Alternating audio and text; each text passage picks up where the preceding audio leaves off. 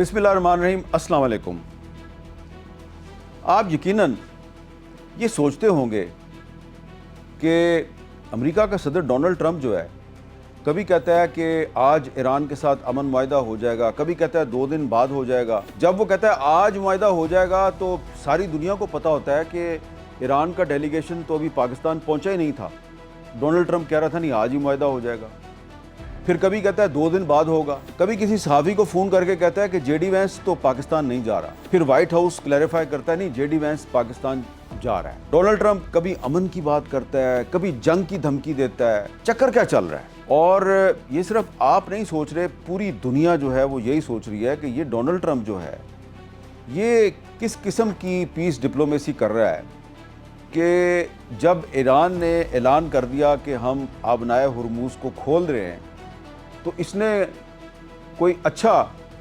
Positive जवाब देने की बजाय कहा कि ठीक है आपने खोल दिया, बड़ा अच्छा किया, लेकिन हम ईरान की बहरी नाकाबंदी जारी रखेंगे। तो इस तरह तो पीस डिप्लोमेसी नहीं होती। तो ये डोनाल्ड ट्रंप आखिर चाहता क्या है? तो ये जो बहुत से सवालात हैं इस पर अब अमेरिकी मीडिया में, ब्रिटिश मीडिया में और पूरी दुनिया के मीडिया में बहुत सी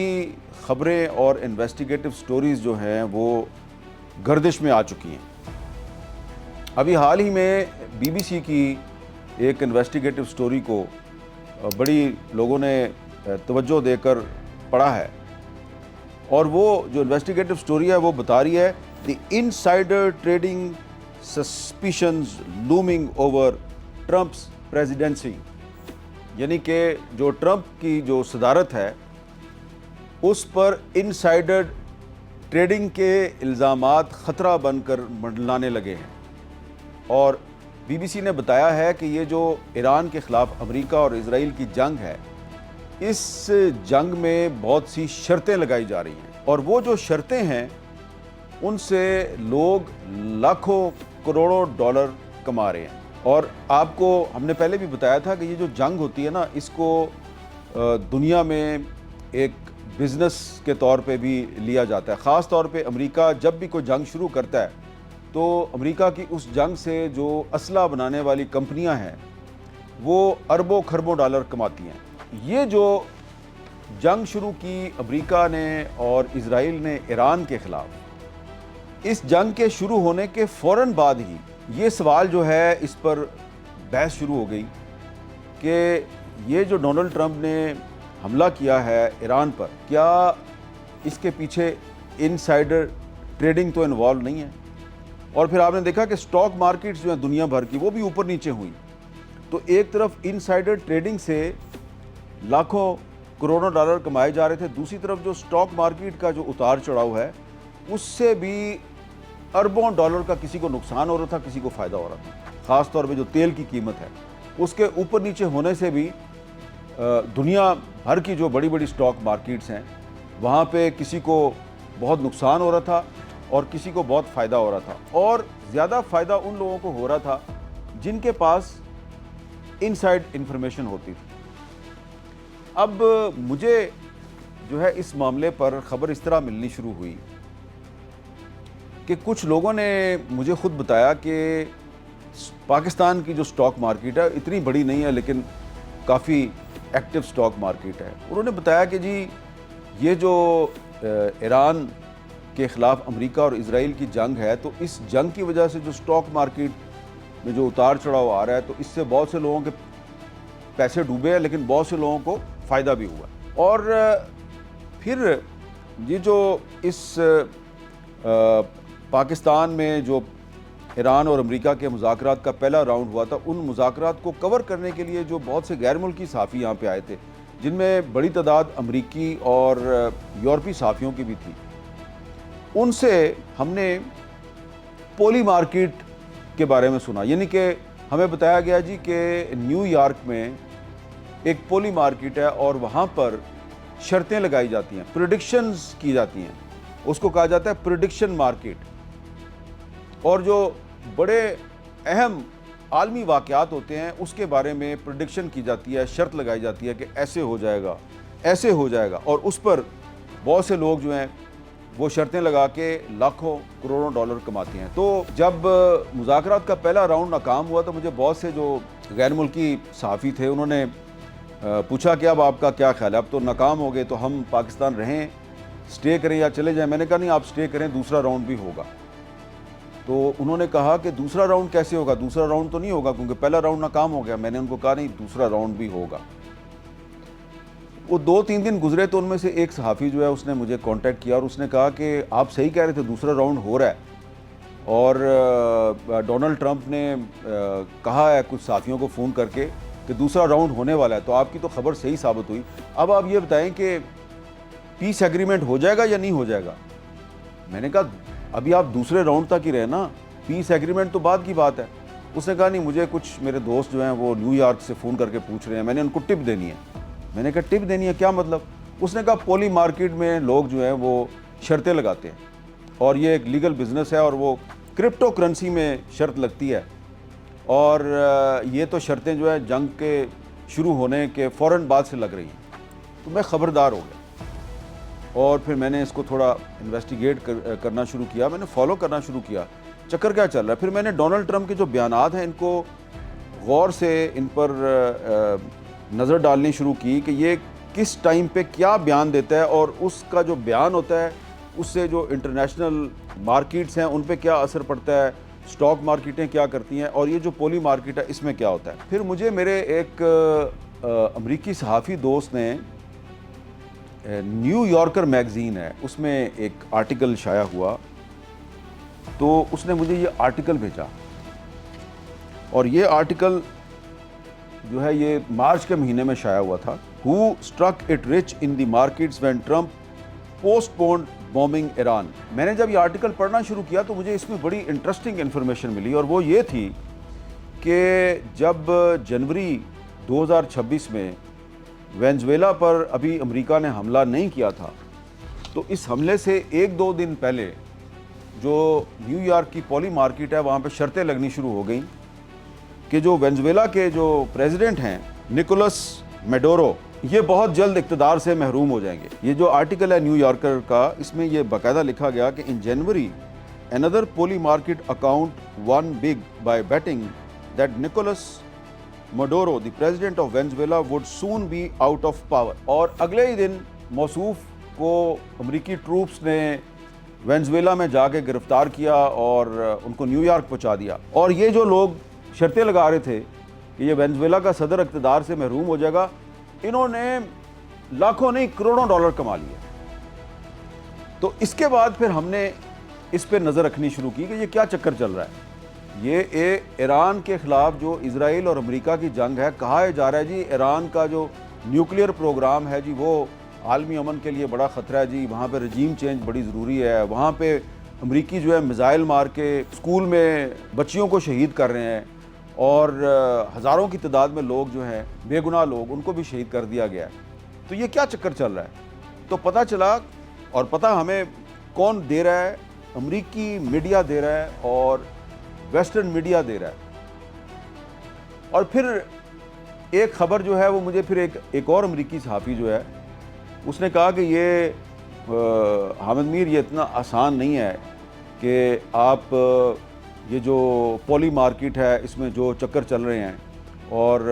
جنگ پہ جو شرطیں لگ رہی ہیں، اس سے جو لاکھوں کروڑوں ڈالر کمائے جا رہے ہیں، اس کو آپ کرٹیسائز کریں، یہ اتنا آسان نہیں ہے۔ تو اس نے مجھے ٹائمز آف اسرائیل میں ایک اسرائیلی صحافی کی خبر تھی، تو اس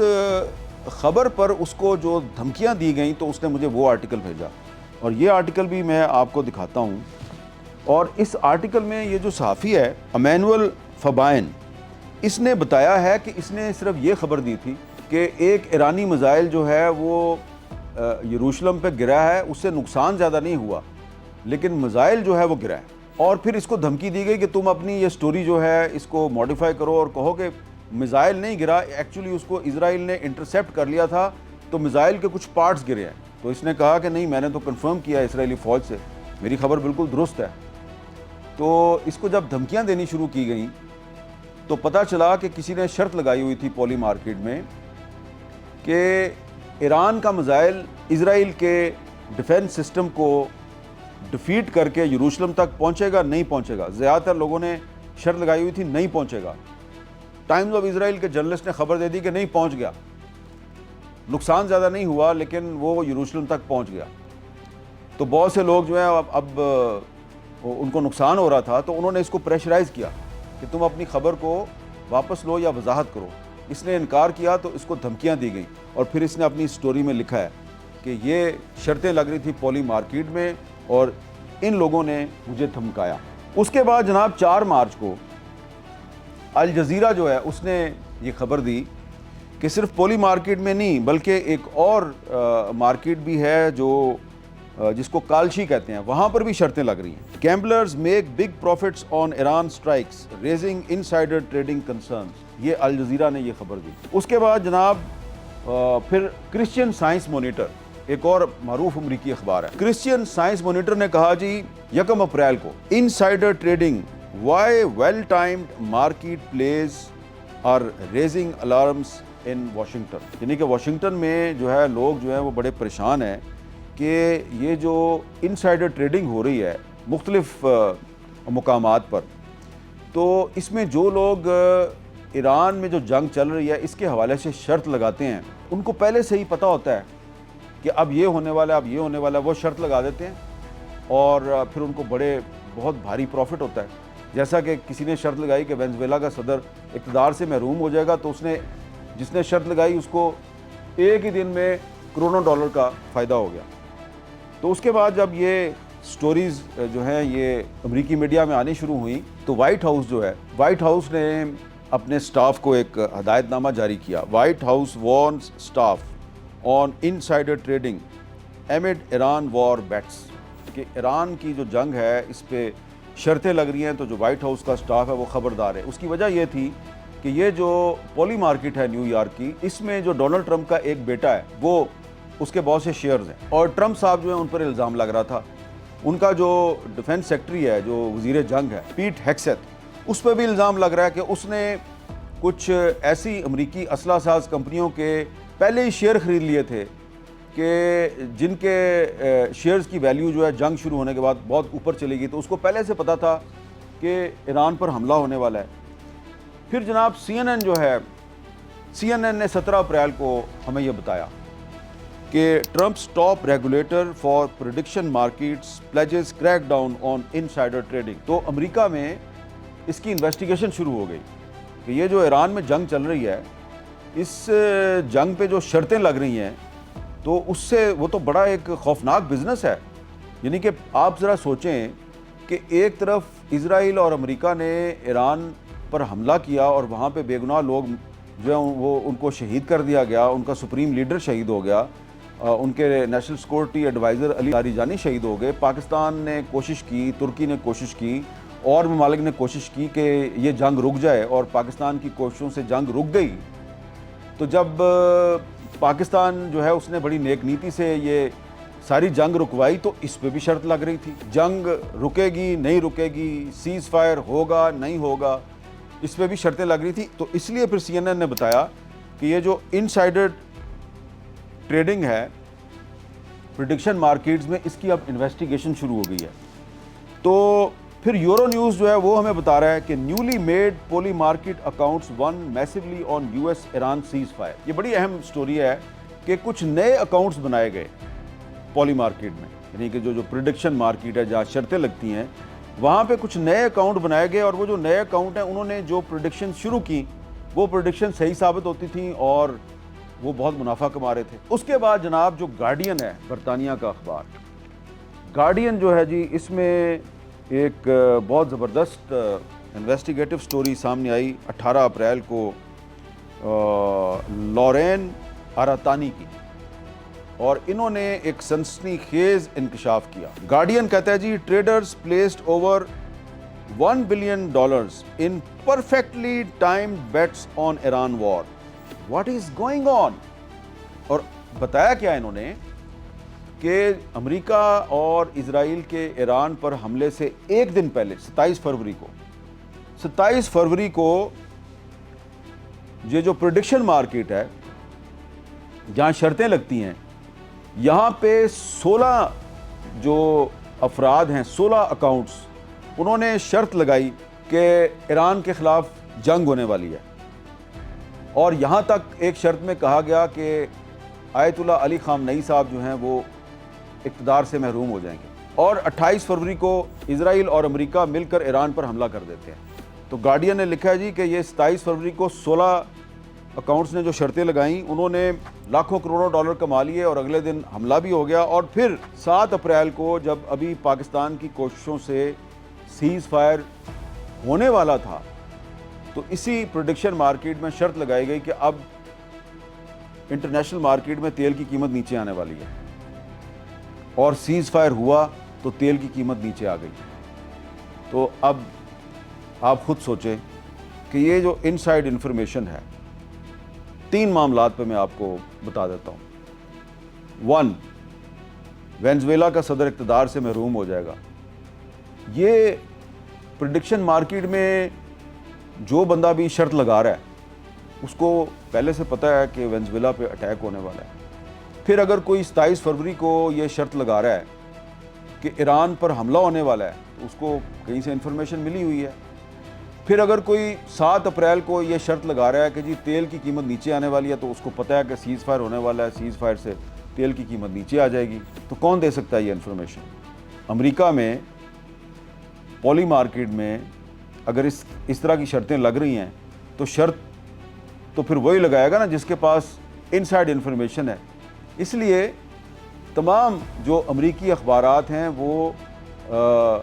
شک کا اظہار کر رہے ہیں ڈونلڈ ٹرمپ صاحب کہ جو ڈونلڈ ٹرمپ بیان دیتا ہے نا کہ آج یہ ہو جائے گا، آج یہ ہو جائے گا، 2 دن میں معاہدہ ہو جائے گا، آج معاہدہ ہو جائے گا، پھر کہتا ہے نہیں اب جنگ ہوگی، تو کبھی تیل کی قیمت اوپر جاتی ہے، کبھی تیل کی قیمت نیچے آ جاتی ہے، کسی کے کروڑوں ڈالر ڈوب جاتے ہیں اور کسی کو کروڑ ڈالر کا منافع ہو جاتا ہے۔ تو یہ دی گارڈین نے اس میں کچھ آئیڈینٹیفائی بھی کیے ہیں اکاؤنٹس کہ یہ جو 27 فروری کو جو 16 شرطیں لگیں کہ ایران پر حملہ ہونے والا، یہ کون لوگ تھے؟ سب کے سب جو ہیں ان کا تعلق امریکہ سے تھا۔ تو یہ جو میں نے آپ کو پوری کہانی بتائی، اور بھی میرے پاس بہت سی ایویڈنس ہے اور بہت سے امریکی اخبارات ہیں، برطانوی اخبارات ہیں۔ یہ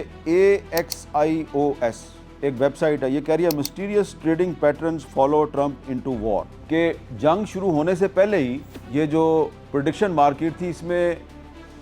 کچھ مسٹیریس ٹریڈنگ پیٹرنز نظر آ رہے تھے اور پھر جنگ شروع ہوگی۔ تو یہ امریکہ ہی سے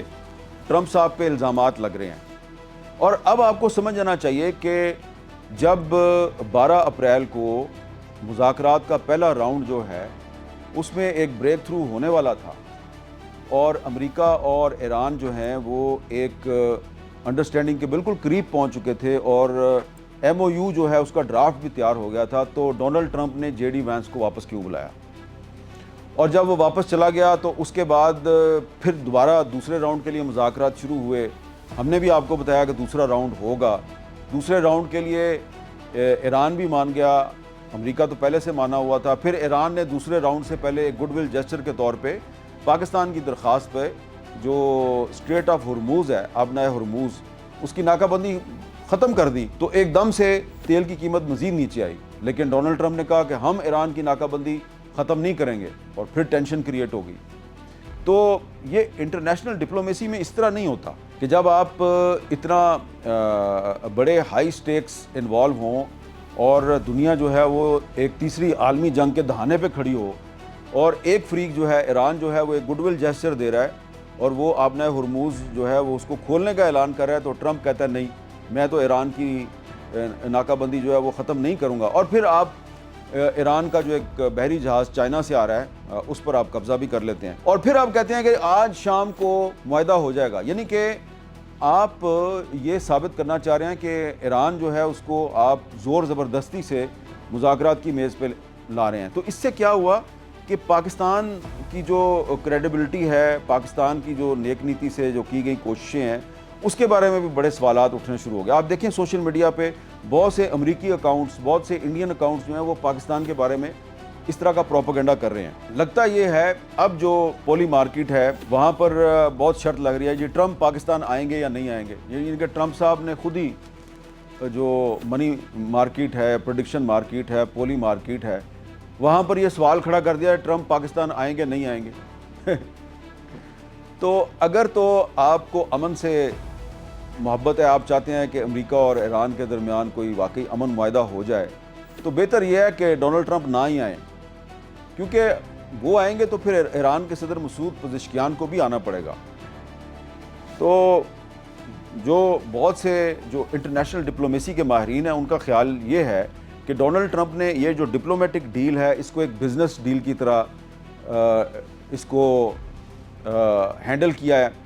اور ڈپلومیسی میں اس طرح نہیں ہوتا کہ آپ ادھر دھمکی دے رہے ہیں، پھر آپ ادھر کہہ رہے ہیں نہیں آج معاہدہ ہو جائے گا، پھر آپ کہہ رہے ہیں 2 دن بعد معاہدہ ہو جائے گا، پھر آپ کہہ رہے ہیں میں جا رہا ہوں پاکستان، پھر آپ کہہ رہے ہیں میں نہیں جا رہا، اور پریڈکشن مارکیٹ میں شرطیں لگ رہی ہیں کہ ڈونلڈ ٹرمپ پاکستان جائیں گے کہ نہیں جائیں گے۔ تو یہ جو سارا معاملہ ہے، یہ جو ایران اور امریکہ کی جنگ کا جو سیکنڈ راؤنڈ ہے، اس کے حوالے سے بہت سی جو پریڈکشن صحیح ثابت ہوئیں، بہت سی پریڈکشن غلط ثابت ہوئیں، تو اس میں جو نیو یارک کی پولی مارکیٹ ہے وہاں پر لگنے والی شرطوں کا بڑا عمل دخل ہے، اور لگتا یہ ہے کہ آنے والے دنوں میں یہ جو انویسٹیگیشن ہو رہی ہے، اب انویسٹیگیشن صرف امریکی ریاست نے تو نہیں کرنی نا، اس میں بہت سے جو میڈیا ہاؤسز ہیں وہ بھی انویسٹیگیشن کر رہے ہیں، بہت سے امریکی صحافی، بہت سے برطانوی صحافی اس کی انویسٹیگیشن کر رہے ہیں۔ تو یہ ڈونلڈ ٹرمپ صاحب جو ہیں، اگر امریکہ اور ایران کے درمیان ڈیل ہوتی ہے نہیں ہوتی یہ تو بعد کی بات ہے، لیکن ڈونلڈ ٹرمپ جو ہیں یہ اس میں پھنس چکے ہیں، اور اس سے اب ان کا نکلنا بہت مشکل لگتا ہے، اور اس لیے میں سمجھتا ہوں کہ ایران اور پاکستان کو چاہیے کہ بڑی احتیاط کا مظاہرہ کریں۔ پاکستان جو ہے اس نے ایک میڈیٹر کے طور پہ عالمی سطح پر